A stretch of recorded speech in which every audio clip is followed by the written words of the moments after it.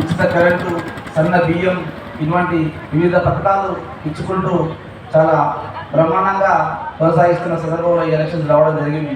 ఈరోజు మన వల్లభ్ నగర్లో 20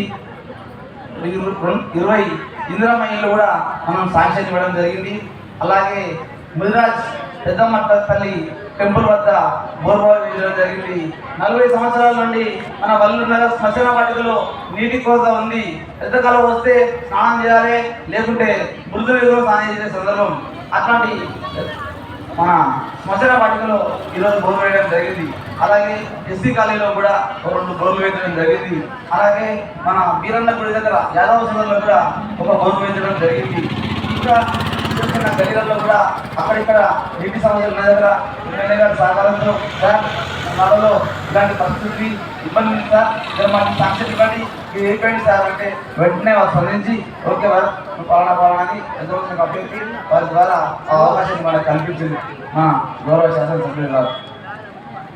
ఇంకా సార్ మా వల్లభలో కొన్ని ఉన్నాయి సార్. గతంలో మీరే యాదవ సంఘానికి స్థలం కురిచారు మీరే.